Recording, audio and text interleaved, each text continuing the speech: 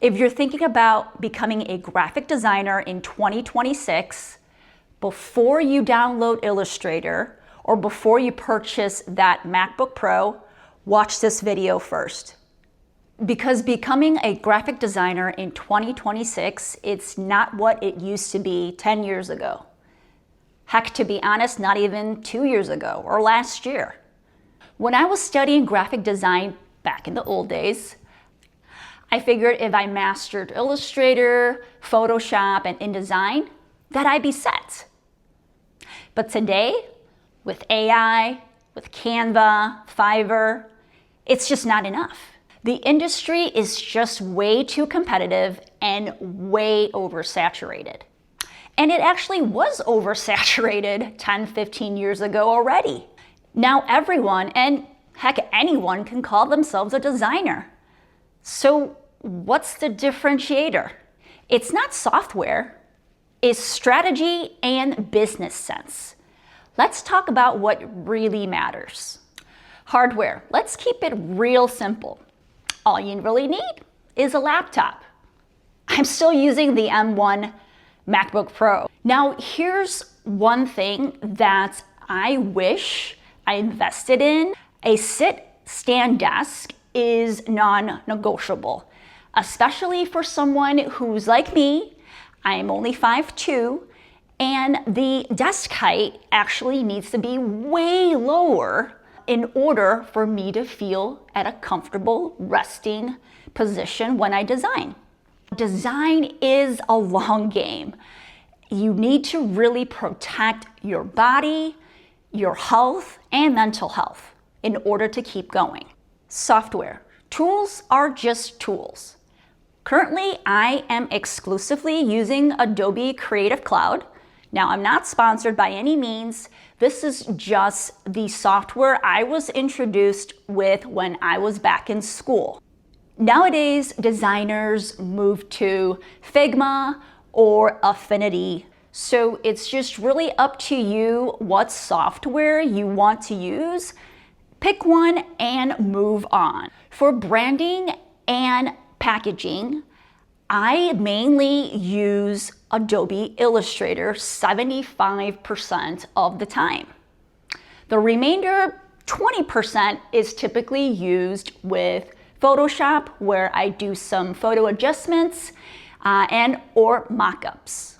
Then about 5% of the time I use InDesign for booklets and perhaps the style branding guide. Most of my clients are service-based businesses.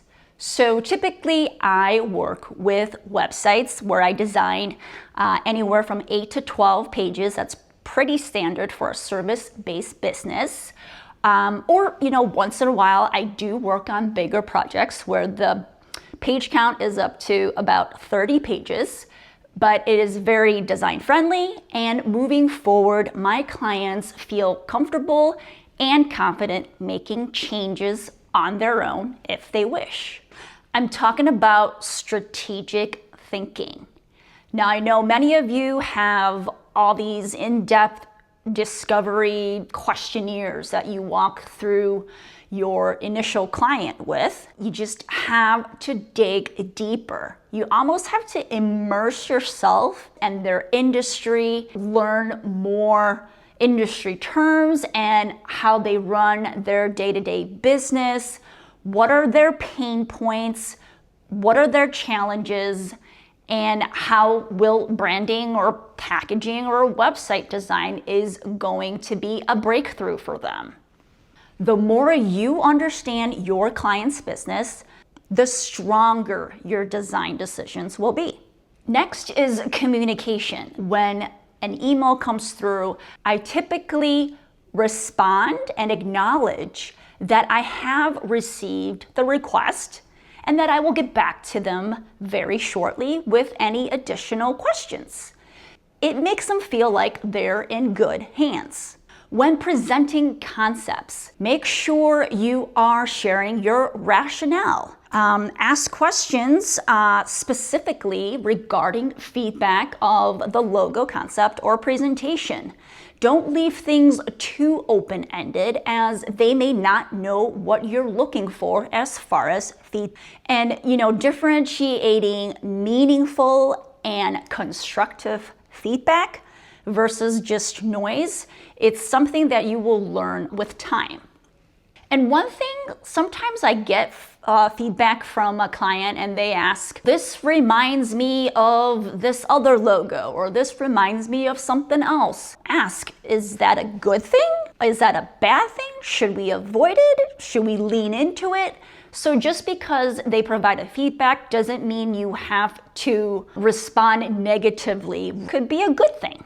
All right, business literacy. This is huge. We're going to talk about three main things: pricing, contracts, and taxes. Pricing as a recent graduate versus 8 to 15, it varies very drastically. Industry standard, where the market is, where you live, plays a big difference in price. Your rate should reflect your experience, your skill set, the market, and ultimately whether or not you're able to pay for your rent or your mortgage, or pay for groceries. So it needs to be a profitable business. You should be charging more as you get more experience. But how much more, you ask? Well, that depends on your comfort level. Just make sure you talk about pricing often and confidently. I do encourage you to talk about pricing within the first 10 minutes of your first discovery call. It's not icky, it's just something that you have to determine if you're a right fit for each other. Okay, contracts. Oh my gosh, have a written contract no matter what before the project starts, along with at least a 50% deposit. Here's a quick lesson that I've learned. I was tying in the second or third installments to a specific milestone. And sometimes projects, they vary, they change. Sometimes they pause the project, sometimes they cancel the project. So then when do you send your invoices in, right? I've learned quickly that it is also better to tie it with a specific date so that they know exactly when they will expect to be receiving that, second installment invoice, that third one, so everyone is aligned and on the same page. Oof, the big T, the taxes. Okay, this is probably the thing that I struggled with the most the first 3 years of running my small business. I had so much trouble between capturing all my expenses and documenting all the incomes. You must create a business account that you strictly do business with. I use Notion. You can use anything you like. Make it a habit, make it a routine, documenting what is coming in and what is coming out. Let's talk about niche positioning. So this is a turning point for me because I've identified and niched down to 2 specific consumer profiles. The first one is a female lead founder. She is typically providing a professional service. This could be health and wellness. It could be in medical profession. It could be someone in the dental industry or optometry industry where they've worked in maybe the corporate businesses for at least 5 years, but they are ready to open a business of their own. They are typically making very big, important decisions on this new journey, and they really need to find a partner that they trust and that could execute their vision and bring it to life.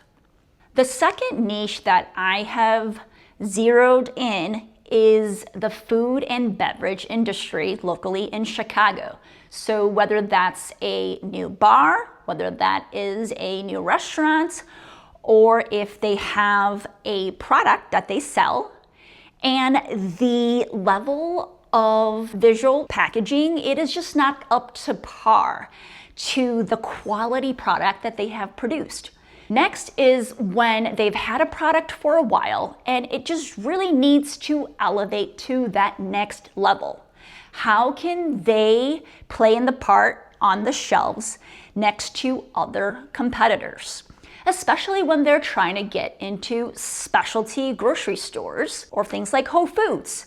So that is building trust within a matter of seconds or a couple of minutes and having them to actually try their product. So if I was starting all over again in 2026, one, I would niche down a little bit faster. I would focus on case studies that is actually gonna showcase my design and strategy abilities, and projects that I would actually love doing over and over again. Be realistic, make sure that industry or field does have the budget for branding, packaging, and website design. Becoming a graphic designer in 2026, it is so much more than making pretty things on Illustrator. It is really the design thinking, the strategy. It's about becoming a person that thinks clearly, can design, solve problems visually, and can communicate and understand another business very quickly. Hopefully this was an informative video. If you have any questions, comment below, give this video a like. And with that, I've got to get back to work. So see you in the next video.